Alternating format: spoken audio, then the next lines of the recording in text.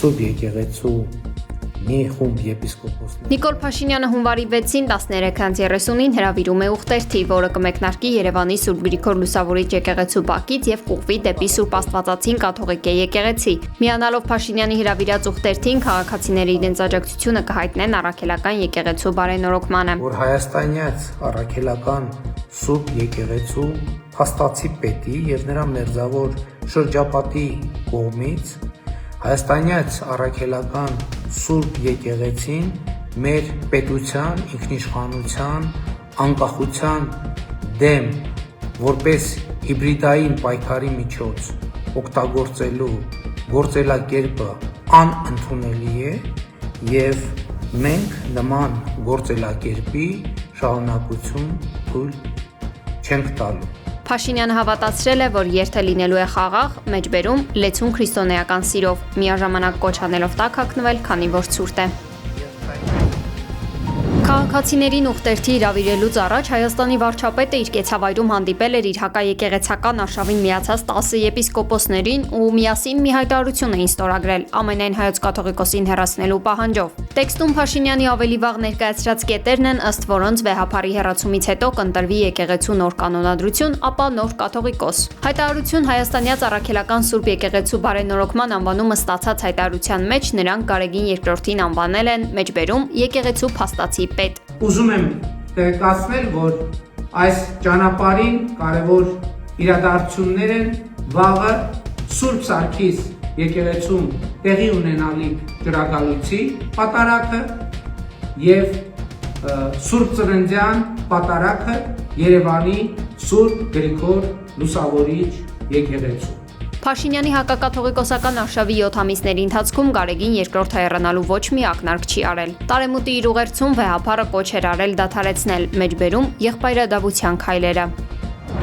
Սիրելի հայրենակիցներ, Մեր Սուրբ Ծննդյան նվիրական օրը Փաշինյանը որոշում է ոտնահարել մեր ավանդույթը եւ հակադրվել եկեղեցուն։ Իր Facebook-յան էջում գրել է մեր ձևով շարժման համակարգող Նարեկ Կարապետյանը։ Կարապետյանը Փաշինյանի եպիսկոպոսների հետ կառավարական տանը հանդիպելը համարել է հեգնական, ընդգծելով, որ այդ տունը բարերար Սամվել Կարապետյանն է նվիրել Հայաստանին։ Մեր երկրին պետք է վերադարձնենք միասնությունն ու ամրապնդենք մեր ավանդույթների հանդեպ հարգանքը, ոչ միայն խոսքով, գրել է Կարապետյանը։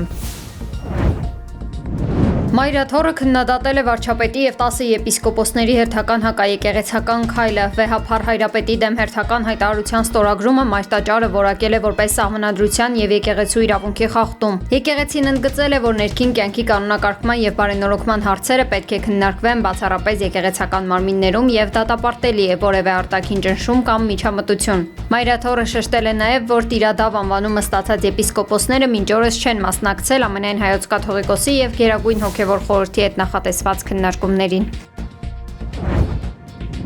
Երևան կենտրոն քրեակատարողական հիմնարկից Սուրբ Ծննդյան ուղերձով են հանդես եկել Բագրատ եւ Արշակ arczepiskoposները, նշելով, որ 2025 թվականը հալածանքների եւ փորձությունների ժամանակատված էր, որի գնահատականը նրանց խոսքով կտան պատմությունն ու սերունդները, սակայն մեջբերում մեզ համար այն դարձավ ել ավելի հաստատվելու, զորանալու եւ հաստատակամ դառնալու կյանքի հանգրվան։ Թող 2026 թվականը լինի համախմբումի, անձնականից անանձնական մեկ նպատակով, մեկ պայքարով, մեկ տեսիլքով եւ մեկ հաղթանակով Հայաստանի եւ հայության, մեր Սուրբ եկեղեցու արդարության, ճշմարտության եւ պատվի հաղթանակով օրհնված տարի, դեպի ազատագրում եւ հաղթանակ, ասվում է arczepiskoposների ուղերձում։ Վերջին շաբաթում Հայաստանում գրանցվել է 55 ավտովթար, գողության 15 դեպք։ Ներքին գործերի նախարարությունն է վիճակագրություն ներկայացրել ու նշել, որ դեկտեմբերի 30-ից հունվարի 5-ն ընկած ժամանակահատվածում մեր երկրում հայտնաբերվել է 9 հետախուզվող եւ 2 անհետ կորած։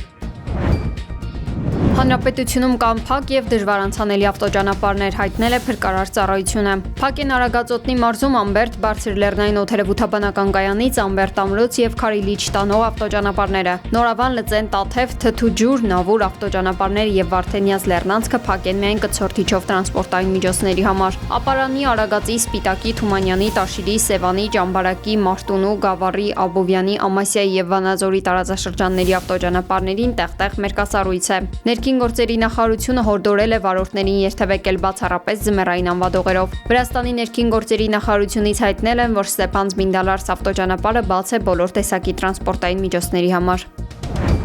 שמעתם את הנשיא מתייחס לזה זמן קצר לאחר מכן. Իսրայելի վարչապետ Բենյամին Նեթանյահուն հայտարարել է Իրանից 400 կիլոգրամ ուրան դուրս բերելու մասին։ Նեթանյահուի խոսքով իրանցի ժողովուրդն իր ճակատագիրը վերցնում է իր ձեռքը, հղում անելով Իրանում տեղի ունեցած բախումներին։ Երեկ Իսրայելի վարչապետը հայտնել էր, որ ողջունում է Իրանի ժողովրդի կողմից սեփական իրավունքների պաշտպանության ուղղված նմանօրինակ քայլերը։ Իսրայելի նախկին վարչապետ Նավթալի Բենեթը X-ի իր միկրոբլոգում հրապարակել է ավազի ժամացույցով կարճ տեսանյութ կից գրելով ընդամենը 2 բառ՝ ժամանակն է։ Միջազգային վերլուծաբանները սա համարել են ազդանշան, որ Իսրայելը կարող է անցնել գործողությունների նոր փուլի ընդդեմ Իրանի։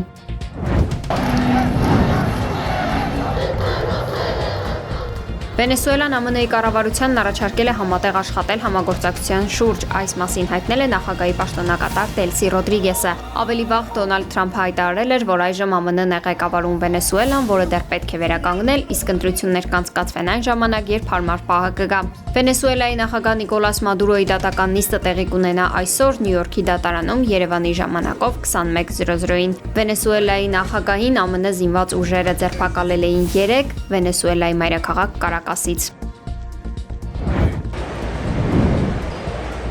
Վենեսուելայի խանութներում եւ բենզալցակայաններում հսկայական հերթեր են առաջացել։ Ըստ մամուլում շրջանառվող տեղեկությունների երկրում բենզինի եւ սննդի պակաս կա, խանութների մեծ մասը փակ է։ Սննդի առաքումը նույնպես հասանելի չէ։ Կարակասի որոշ շրջաններում էլեկտրաէներգիա եւ ինտերնետ չկա։ Փողոցները փակ են, մարդիկ խուճապի մեջ։ ԱՄՆ-ի հարձակումից հետո եւ երկրի նախագահի ձերբակալությունից հետո որոշները նույնիսկ լքել են տները։